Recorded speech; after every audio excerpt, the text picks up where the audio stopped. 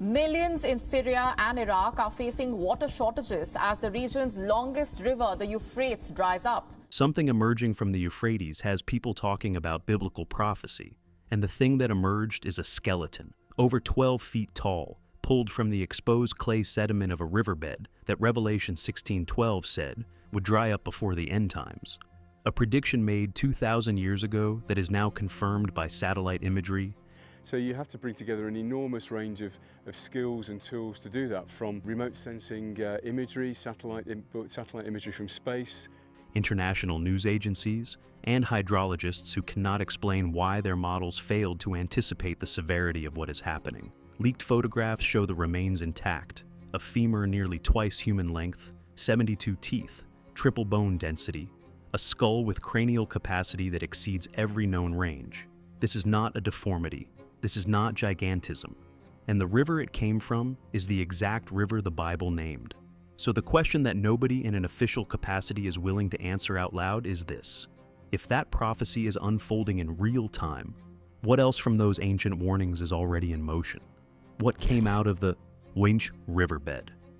In early 2024, excavation teams working near the ancient city of Mari, one of dozens of archaeological sites exposed by the Euphrates' receding waterline, made a discovery that the initial reports described with bureaucratic caution. It's moments where it's very exciting when you find that thing, that special thing, whatever it might be. Unusual skeletal remains, abnormally large bone structure, inconsistent with known archaeological records. That language is what officials use when they don't want to cause panic. Then the photographs leaked, a skeleton, intact, preserved in the clay sediment of the exposed riverbed, measuring over 12 feet from skull to heel. The femur alone was nearly twice the length of a modern human femur. The skull showed cranial capacity far exceeding any normal range. The jaw contained 72 teeth, in a structure that required muscle attachments absent from any known primate evolution. The ribcage was expanded in a way that suggests lung capacity built to support a body of immense size and strength. Bone density, according to preliminary analysis, was triple that of modern humans, the kind of structural framework needed to bear massive weight and withstand tremendous physical impact. This was not a deformity. This was not gigantism as understood medically. This was a different category of being entirely, and it matches, almost precisely, the description given in Genesis 6:4. The Nephilim were on the earth in those days, and also afterward when the sons of God went to the daughters of humans and had children by them. They were the heroes of old, men of renown, giants, the offspring of fallen angels and human women, beings of such power and corruption that they filled the earth with violence, prompting God to send the flood in Noah's time to wipe them out entirely. Or so we thought. Because if this skeleton is real, if the carbon dating holds, if the anatomical analysis confirms what the initial reports suggest, then the Nephilim were not mythology. They existed. Their bodies have been buried beneath the Euphrates this entire time, hidden underwater that is now disappearing exactly as the Bible said it would. The Euphrates is not just any river, it is the waterway named in Genesis as one of the 4 rivers flowing out of Eden. Babylon was built on its banks. Ancient Sumer grew along its shores. It has run continuously for thousands of years through Iraq and Syria, and now it is dying. Iraq's own officials have confirmed water reserves at their lowest point in 80 years. Dam construction upstream, reduced rainfall, agricultural demand. The physical causes are documented. Now everything is dry. My buffalo have nothing left to eat. I have to go and buy them feed now. But Revelation 16:12 named this river specifically. The 6th angel poured out his bowl on the great river Euphrates, and its water was dried up to prepare the way for the kings from the east. Dried up to prepare the way. Written 2,000 years ago. Happening now. If you want to keep following this story as it develops, subscribe and hit the bell.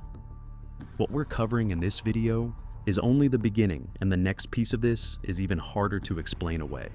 The sounds from the cave. The same week the skeleton was unearthed, reports began arriving from multiple countries about something that had no official explanation. Strange sounds in the sky, not weather phenomena, not aircraft. A low-frequency hum resonating from the atmosphere itself, making windows vibrate, creating a physical pressure that witnesses described as almost organic. Prague, Poland, Romania, Germany, Austria, parts of France. Multiple witnesses, multiple recordings, all describing the same inexplicable frequency, all within a 48-hour window. Weather experts confirmed it was not atmospheric. Seismologists ruled out tectonic activity. Aviation authorities found no aircraft. Military sources denied operations. No single official explanation accounts for all the data simultaneously. But that same sound was recorded near the Euphrates River, not from the sky, from underground, from a cave system that appeared when the water receded, a cave locals say has never been accessible before, or if it was, it has been sealed underwater for longer than anyone can remember. The footage shows an entrance large enough to drive a truck through, dark, open, and from deep inside, that same resonating frequency, now louder, more insistent, emanating from beneath the drying riverbed. The locals will not go near it. At night, they say, you can hear things that do not sound human. Voices and languages no one recognizes. That constant underlying hum, like the earth itself, is groaning under pressure. Families that have lived in that region for generations are leaving. Ancient texts, biblical and apocryphal both, speak directly to this. The Book of Enoch describes fallen angels imprisoned in the earth, bound in chains of darkness until the day of judgment. Some rabbinic traditions place that prison specifically at the Euphrates River. Revelation 9:14-15 names the location without ambiguity. Release the 4 angels who are bound at the great river Euphrates. And the 4 angels who had been kept ready for this very hour and day and month and year were released to kill a third of mankind. A third of mankind. At today's global population, that is over 2.6 billion people. The last video uploaded from the excavation site shows the cave entrance at dusk. Past the wind, you can hear it. That resonating frequency, louder now, more insistent. The camera shakes. Someone is running. In the final seconds before the footage cuts, a shadow moves across the cave wall, too large to be human, moving in ways that match no animal we know. Then nothing. The video was removed from the platform within hours. Archived copies keep disappearing. The prophecy, however, cannot be removed. Genesis 6 and the history that was buried with them. To understand what might be emerging from the Euphrates, you have to go back to Genesis 6.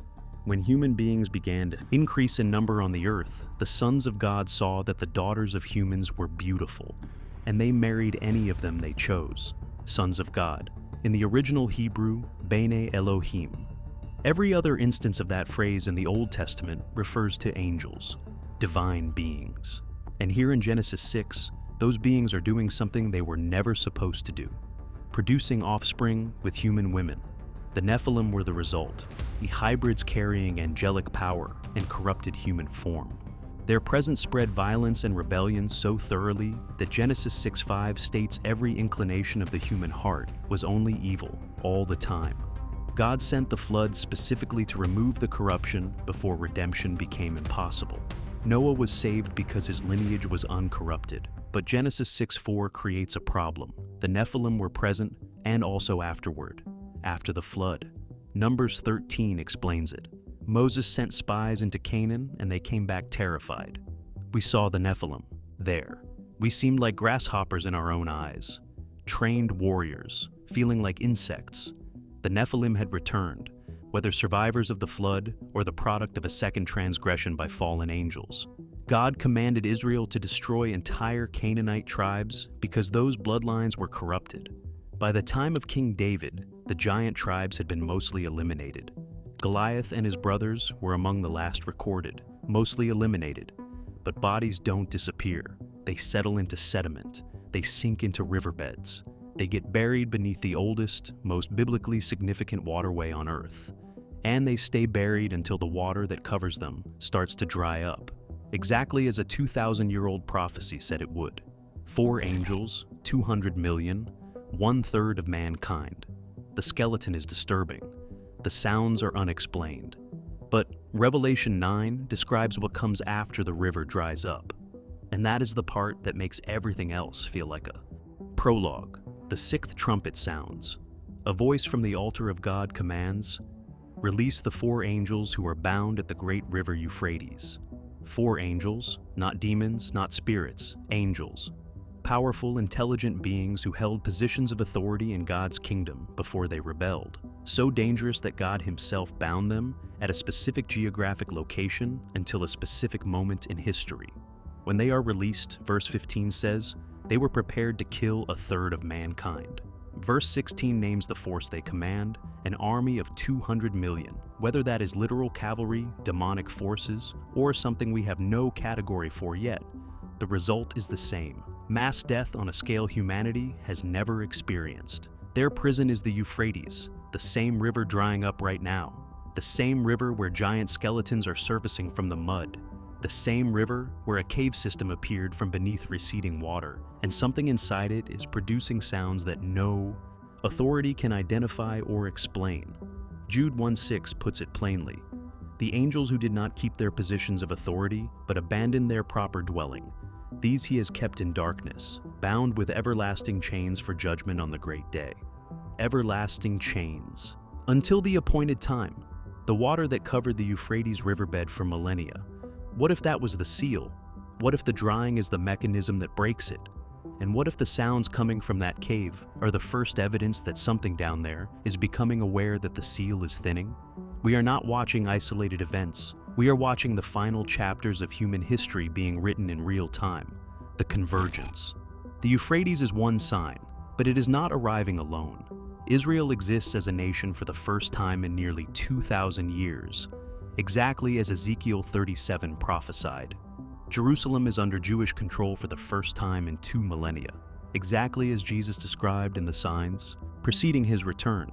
Wars and rumors of wars fill every news cycle, earthquakes increasing in frequency and intensity across diverse regions, famines spreading, a global pandemic that demonstrated, within living memory, that ancient prophecies about pestilence describe real possibilities. Daniel 12:4 prophesied that in the end, time's knowledge would increase exponentially. We live in the information age, more knowledge accessible now than in all of prior human history combined and accelerating. Any one of these signs could be dismissed. Any two could be called coincidence. All of them simultaneously in the exact sequence and configuration Scripture describes converging in a single generation. That is not coincidence. That is convergence. We are not watching isolated events. We are watching the final chapters of human history being written in real time. Jesus said in Matthew 24:34, "Truly I tell you, this generation will certainly not pass away until all these things have happened." He was speaking of the generation that sees all these signs converge at once. The generation that watches a prophesied river dry up on satellite imagery while a 12-foot skeleton surfaces from the exposed mud. That is our generation. The signs are not coming. They are here. The faith that Abraham built.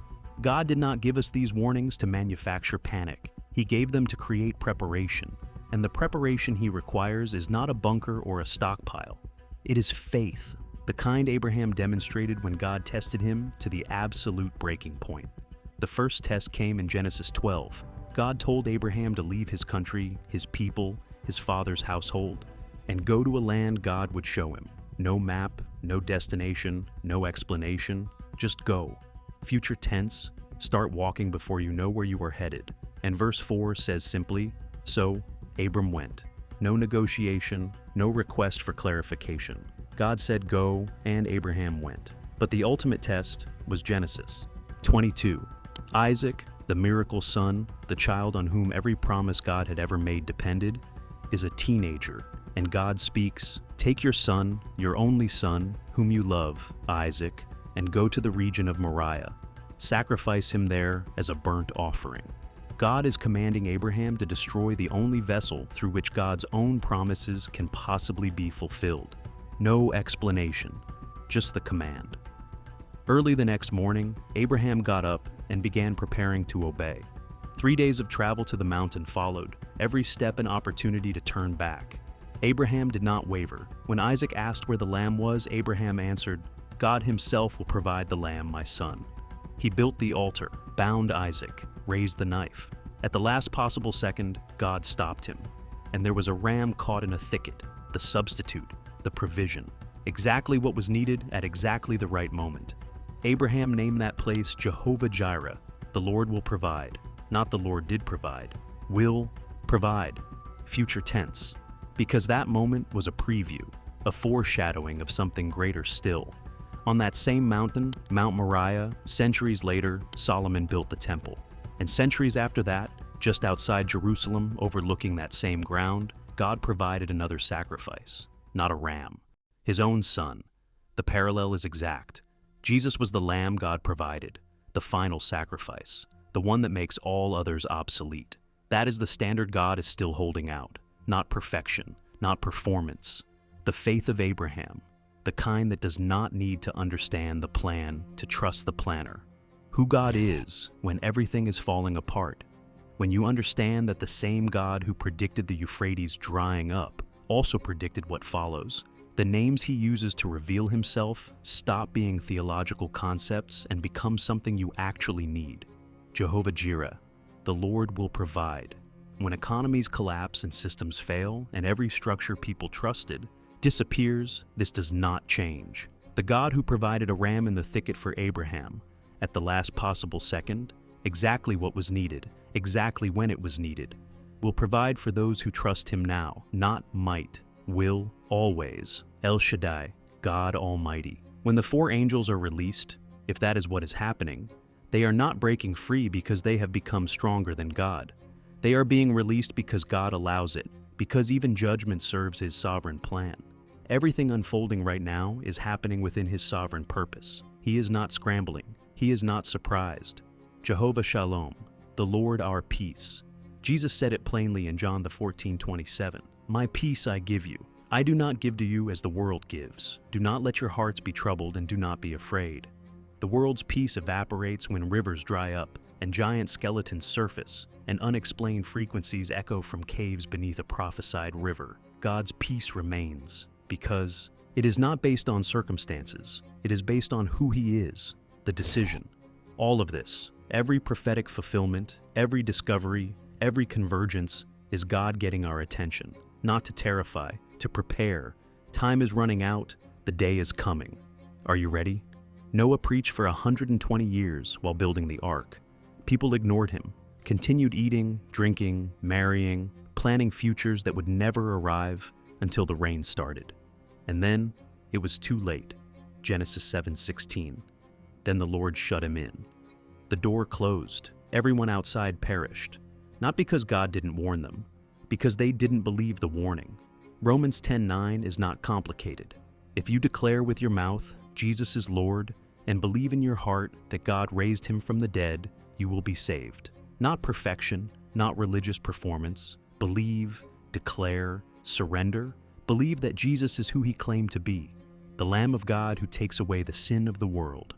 Declare him as Lord, not just a rescue figure, but the one with authority over your life. Surrender the way Abraham did on that mountain. No more running your own life. No more relying on anything except Jesus Christ alone. That is the faith of Abraham. The kind that does not need to understand the plan to trust the planner. The kind that obeys even when obedience costs everything. The Euphrates is drying. The giants are emerging. The sounds are echoing from places that have been sealed since before the flood. The signs are converging. The clock is not about to start. It is already running. And the only question that will define your existence is the same one it has always been. What will you do with Jesus? Abraham named that mountain Jehovah Jireh. The Lord will provide, not for that moment only, for every moment when everything looks hopeless and the only thing between you and the darkness is faith. The Lord will provide, still, always, for those who trust him. The time to build, that faith is not later, it is now. If this video made you think, drop a comment below. Do you believe the drying of the Euphrates is a prophetic sign or a climate event? We read every response. And if you want to go even deeper, the next video covers what ancient texts say was buried at the Euphrates, that no mainstream archaeologist will talk about on record. You won't want to miss it. Subscribe so you're there when it drops.